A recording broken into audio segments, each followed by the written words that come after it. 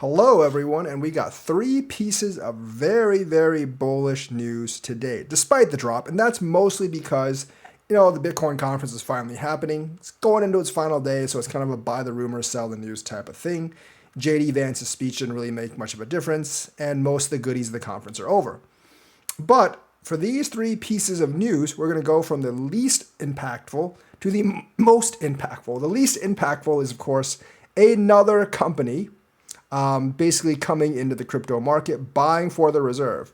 Now, this is GameStop. GameStop's been, kind of like rumored in and out of crypto for a long time, but it officially confirms its first Bitcoin purchase, and it's 4,710 Bitcoin. Now, that's a decent amount of Bitcoin. Not a great amount of Bitcoin, but it's a decent amount of Bitcoin, especially for a company like GameStop.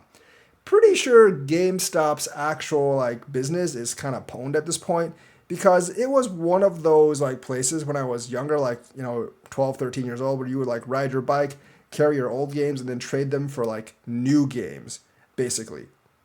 But I don't think that business is a thing anymore, and I don't really think selling, games may be that much of a business anymore, because everyone just kind of orders online or through subscription services or through something like Steam.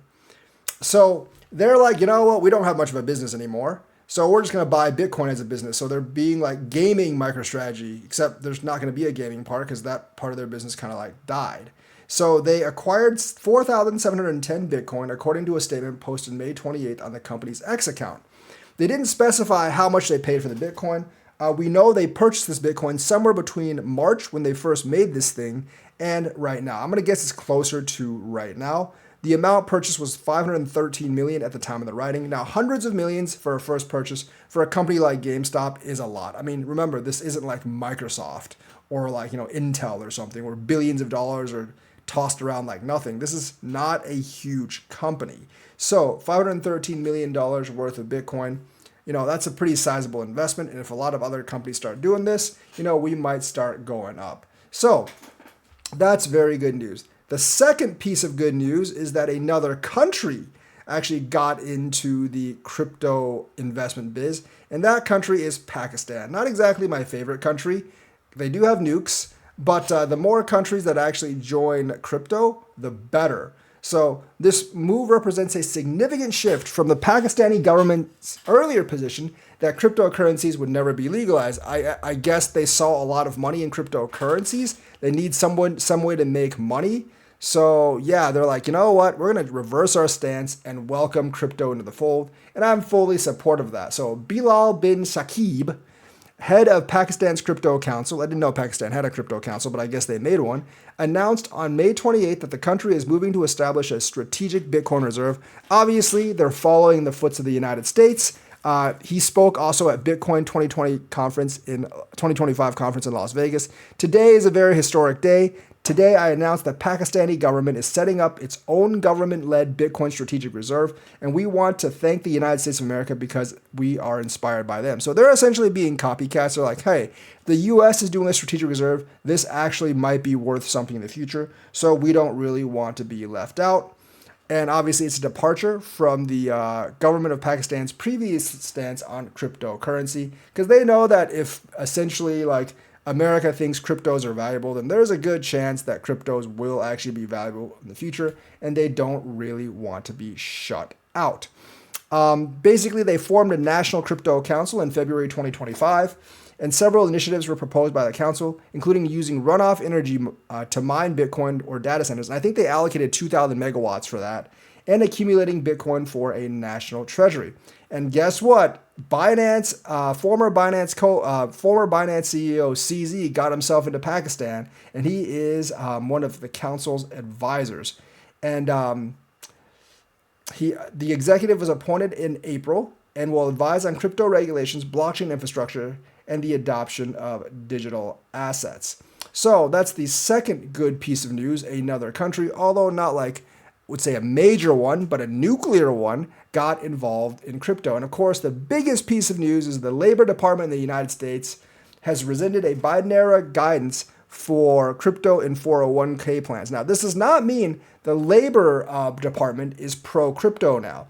It just means they're not anti-crypto. In fact, they said they won't make any recommendations for or against putting your clients on crypto. So that's the best we can hope for. Obviously, the Labor Department isn't going to be like, hey, put all your 401k savings in crypto, but they're not going to be super against it anymore. So this move returns investment decisions to fiduciaries instead of bureaucrats. So fiduciaries are your like financial advisors, which I am not one of because I do not have fiduciary responsibility to you. I don't have a license. I'm just a dude with an opinion, not really your personal financial advisor. So the U.S. labor market has officially rescinded guidance issued during the Biden administration that limited the inclusion of cryptocurrencies into 401k retirement plans.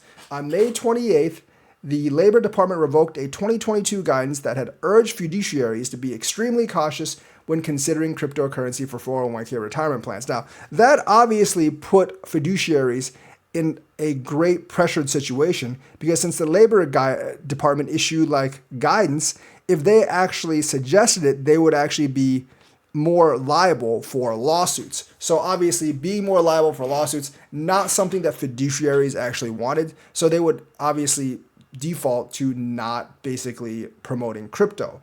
The move could give asset managers more flexibility to include digital assets in retirement investment options.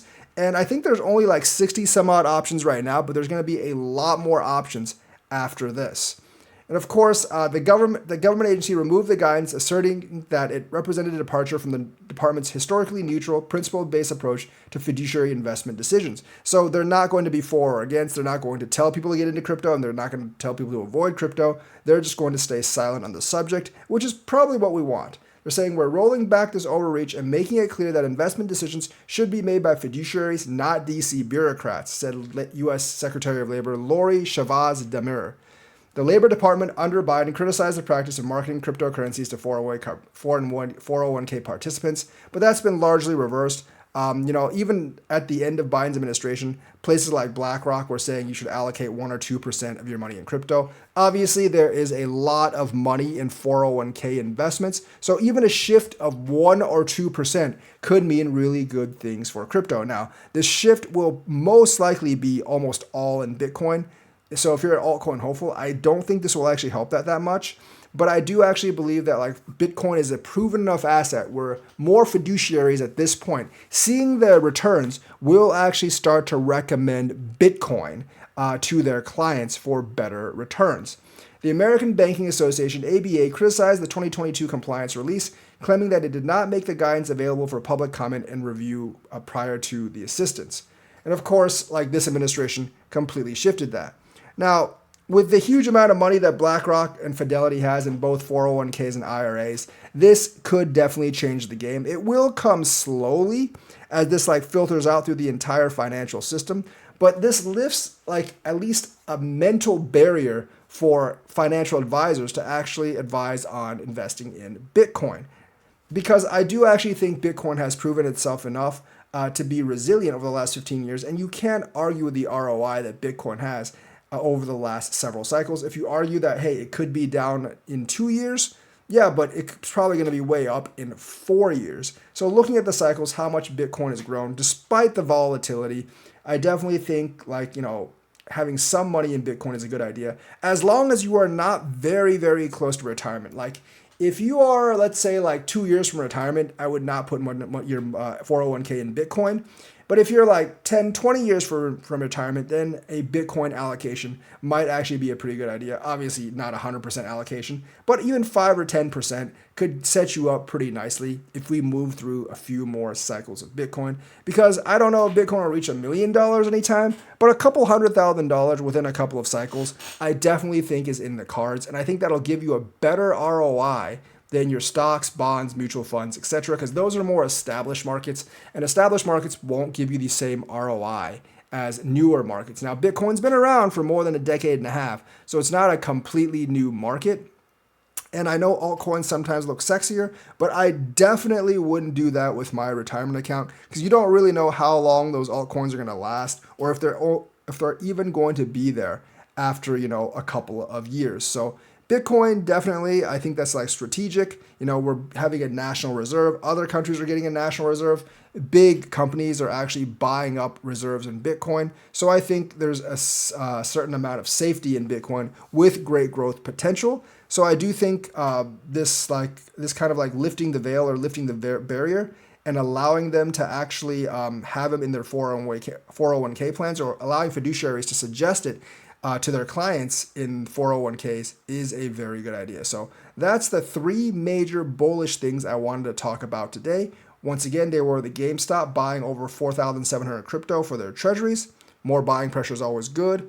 Pakistan joining the game in terms of crypto reserve, joining the United States and other countries. And of course, the Labor Department lifting basically their guideline from before, trying to pressure fiduciaries into not recommending crypto investments for clients. And all three of these, obviously, will contribute to Bitcoin going up in the future. So that's the news for today. Let me know what you think. Like and subscribe, hit that bell notifications button. Thank you and have a nice day.